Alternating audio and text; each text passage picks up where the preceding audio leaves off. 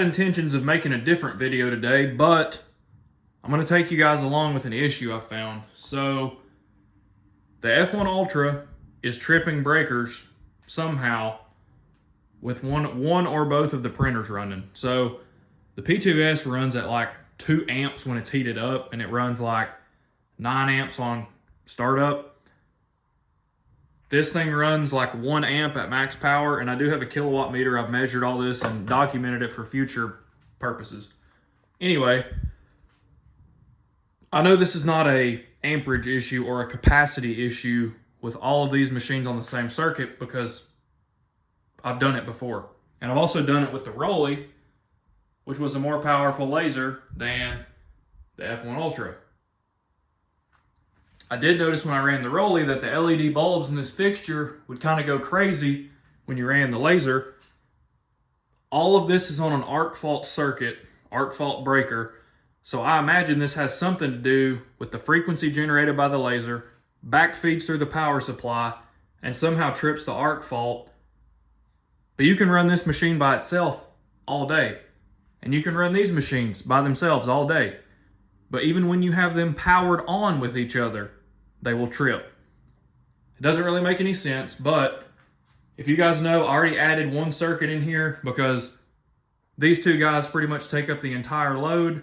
If I decide to get another printer, I'm over the 15 or 20, whatever amp capacity.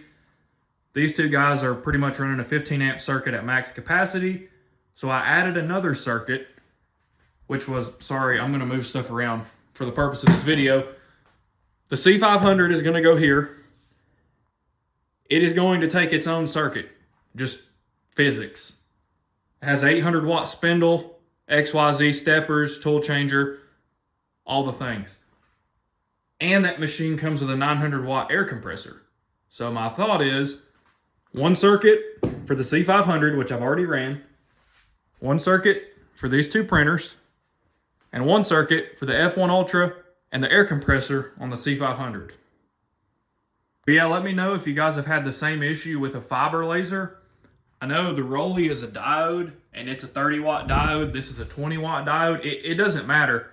It doesn't even happen when the laser's turned on. It's literally that it's just powered. Like the power supply's off right now because I need to run the printer. That's why it doesn't make any sense. Let me know if you guys have had the same issue. I know it's not an amperage issue, so that's why I'm just going to go ahead and add another circuit. I'm going to need it anyway. So long story short, this is the original circuit in this room. This is like an office that I'm using as my shop. We can go over that later. If you guys would get me to 1,000 subscribers, I'll do a shop tour. But anyway, so I've got this network box that I don't use. It's vacant, which tells me that there's also a stud somewhere in here. I'm going to have to find it. But anyway, that's the circuit that I added, and I'm running these super expensive Eaton surge suppressor strips that have an insurance policy with them. I know you're like, oh, don't run a power strip. These are rated, and it's an Eaton. These are good quality. These are rated for 15 amps all day. I'm not even going to touch 15 amps. Super high quality, thick cord. So that's what I'm doing here. Anyway, I got to move all this stuff. And we're going to blow a hole somewhere in this wall. I know there's a circuit on the back side of this wall that's not this circuit and not this circuit. So our kitchen was wired with 2 circuits. It's on the back side of that wall. I assume for all the new appliances, air fryers, things like that, the receptacle's in such an awkward spot that you can literally never use it with something on the counter. And that's all it's for. And then it runs along this wall with like 2 more receptacles around the kitchen table that we're not going to plug anything into. So this is basically a dedicated circuit for this room. So we've got 1 dedicated circuit, 2 dedicated circuit, and we're going to have 3 dedicated circuit. So let's blow a hole in this wall. So first off, we're going to find the studs. You can use whatever. I actually like this little magnetic stud finder. These guys are super cheap. And if you're on sheetrock, it will stick to the sheetrock screws. That's a stud, so I know that stud's on that side of that receptacle, and then I know there's a stud there. So basically, I know if I'm from here to here, I'm good. But I'm guessing that receptacle on the other side is somewhere in here. So I'm going to measure off this wall, go out on the other wall, measure it out, and find out where I actually need to put my hole. Out here on the outside wall, and I know there's a corner right here. That stud is 48 inches from the corner, and the receptacle is on this side of it. So I'm going to go back inside. All right, so I'm back on the same stud. Let me say this first. If you don't know what you're doing, be really careful or just hire somebody. I don't mean to sound arrogant, but I do know what I'm doing, so I can do this stuff. So on the outside of the wall, the other receptacle is basically here. And if you measure this out, it's not going to come out right because we're on the outside of a wall and the inside of a wall.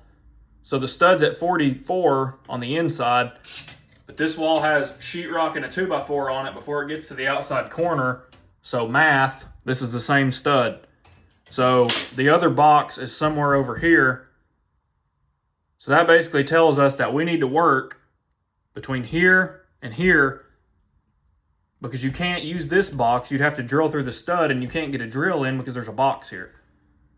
We also don't want to put the boxes back to back. They're going to run into each other in the wall because science again, this box, 2 of these boxes will be thicker than a 2x4 studded wall. So we already know the box is here. We can put it anywhere in here as long as we're not directly on the box, which we know is mounted to the stud. So if we're here, here, here, it doesn't really matter. And you also need a short piece of Romex, 14 gauge for a 15 amp circuit, 12 for a 20 amp circuit. I'm gonna let you do all that math, but I've got 12, 12 works on either, so use 12. Anyway, you have your little piece of Romex. If you put the box way over here, that's not enough Romex for me. So I may actually try to center this up and make these look halfway decent, because if it was somewhere in the center of this, that's probably going to look the best. So let's do that. Probably overkill, but I want this to look good. So I've scribed a mark on the dead center of the box between those 2 boxes, and I have marked the bottom of the hole with the laser level.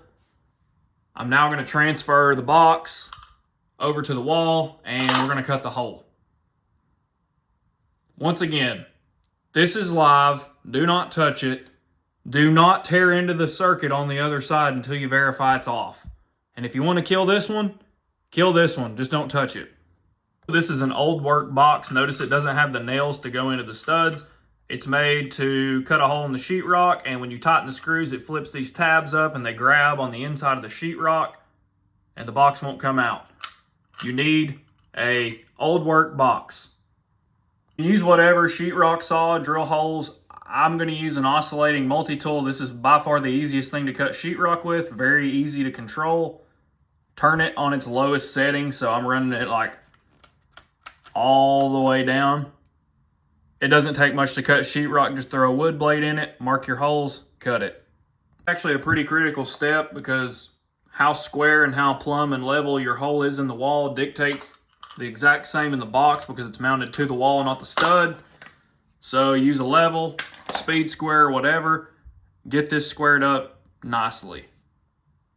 Also, you can tell my hole's pretty much on the same spot as the other receptacles, and it's dead center. We're going to pop it now.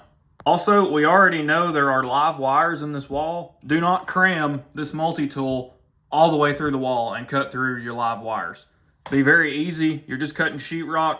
Run it low and slow. Do not push it all the way through the wall. And also don't push it through the other wall. This is a very easy process. Don't overcomplicate it. Also, undercut everything.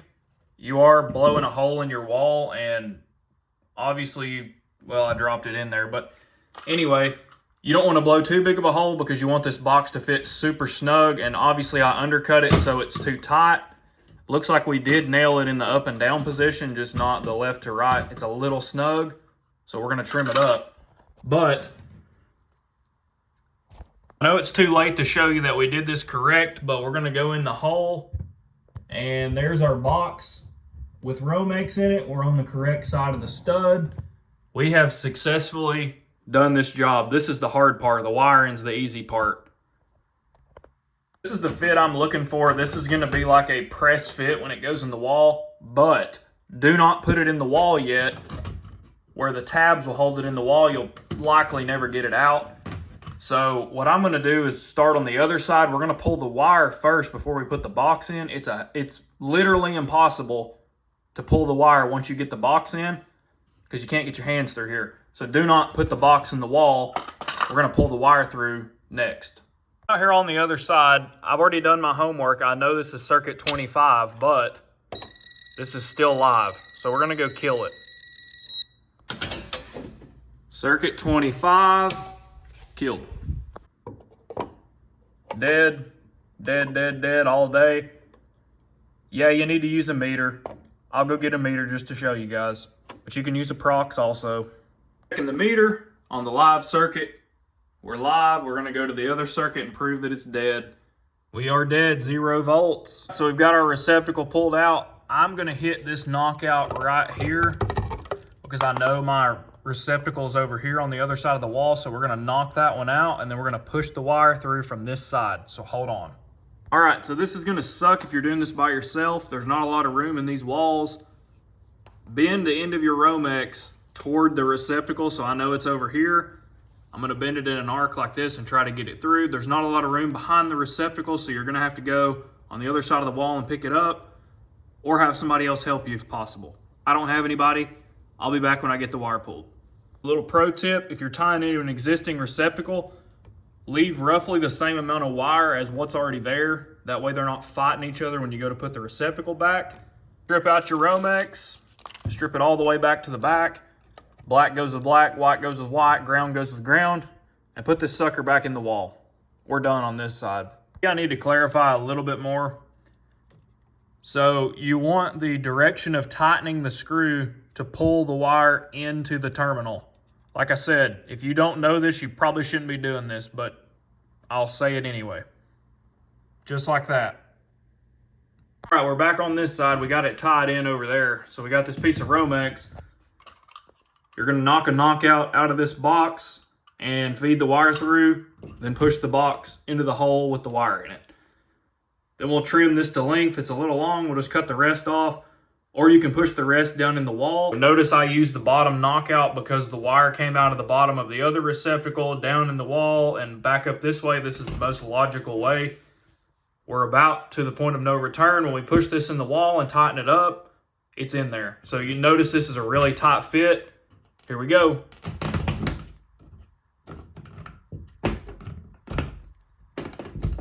So now you're just going to tighten those 2 screws up. It's going to flip the locks out, and this thing's pretty much done. You just got to wire it up on this side and then turn it back on. At this point, you're all done. It would be wise to label the circuit on the back of the faceplate, because now I have 3 circuits in here. If I ever have any issues or want to turn something off, just take the plate off and, oh, we know this is circuit 25 because it's not really labeled like that in the panel anymore. You probably should update the panel, but anyway, pop your covers back on, turn the power on, and we'll test it, but we're good at this point. Boom, 121 volts. Go over here to a different receptacle on a different circuit, 121 volts. That's a successful install, and look at how nice it looks. Let's look at the finished product in here. How nice, look at that. And look at the circuit we added before. All these blend in just perfectly. So this may sound a little ridiculous to you that I've added 3 circuits in this tiny little space for 4 machines basically. But for one, this guy right here is a power hog. On startup, it pulls 12 amps. Okay, that's a circuit on its own safely. So this was more about a reliability and safety aspect for me. If I'm fluke tripping breakers when this thing starts up and this thing's powered on, that's not very comforting to leave your house with these machines running, even if they don't trip the breaker, because let's face it, it doesn't really matter if it burns your house down. I mean, it does, but it's what's in your house, like the people, your pets, things like that. I couldn't live with that, so I'm going to sleep better at night. I've basically got a dedicated circuit for each piece of equipment. Nothing's going to be running at a super high load. If you guys think this is ridiculous, that's my reasoning behind it.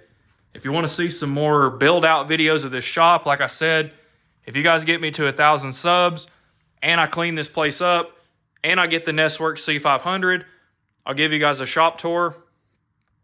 If you want to see more, comment, let me know. I am still going to make some more C500 videos, more printing, more laser content. So subscribe if you like this type of stuff. Thank you for watching.